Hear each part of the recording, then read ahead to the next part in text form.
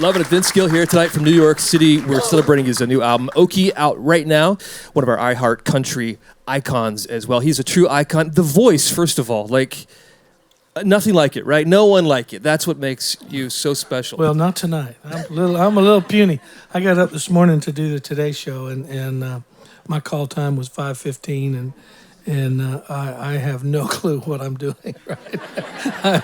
I'm dingy. I don't even drink. I have no idea what you're talking about. Actually, I wondered about that. In order to keep the voice sort of in check, what do you have to do? Do you have a routine? I'm not that guy. I just go and plug in and play and sing, and it's either there or it isn't. A lot of nights that my voice is tired, and it's like anything else. It gets worn out, and those nights sometimes we'll drop keys and sing a little softer and not play quite so loud and get through the night. I've been battling for the last 3 weeks just trying to get my voice back, and it's still a little shaky, but still more talent like in your pinky finger than I have my entire body, so it's fine.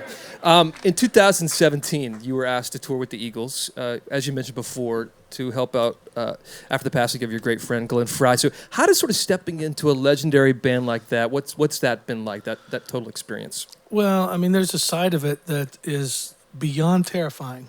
It was my favorite band as a kid. I loved the Beatles and the Rolling Stones, but the Eagles were just right in my wheelhouse, the way they wrote songs, the way they did harmonies, the way they structured solos, the way they arranged songs. Everything about what they did was inspiring to me. And when they thought about trying to go on without Glenn, I was the one guy they called, and it meant the world to me. So I've had a relationship with most all those guys for a long time, and our paths have crossed in different ways and all of that. But that first gig at Dodger Stadium, I got to tell you, it was so much fun to be terrified at 60 again. Because not much usually gets me wrangled, and I'm pretty easygoing and can just fly by the seat of my pants and show people a good time. But I was terrified. And that means it matters. What I learned at this age that's been beautiful is just how important songs are. They have the greatest catalog of songs that I've ever seen. They're right up there with the Beatles, and so it's just standing up there and there's that song, then there's Take It to the Limit, then there's New Kid in Town, then there's it's just I can't tell you why, and then you throw Joe in there with Rocky Mountain Way, and I'm in heaven. I'm having a ball. You got 3 dates left, by the way, in Vegas. You can catch Vince with the Eagles. That'll be September 27th, 28th, and October 5th. And you're doing something the group has never done before, and that is playing the entire Hotel California album in its entirety.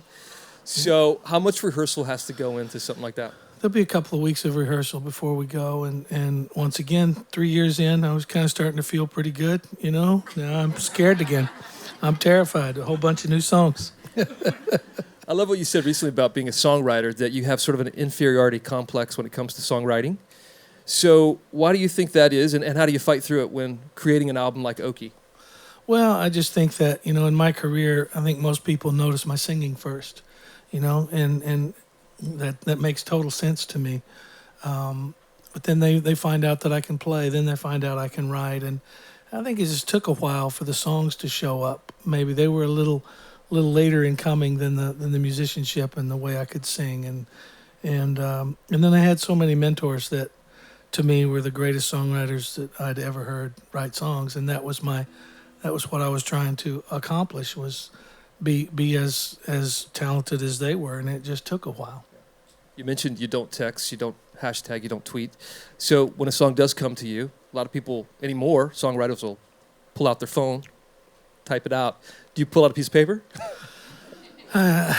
Yeah, no, a little of both, but I don't mind putting the words to an idea on my phone and stuff like that, or voice memo, and I use it a little bit for some of that kind of stuff, but just so I don't forget it more than anything.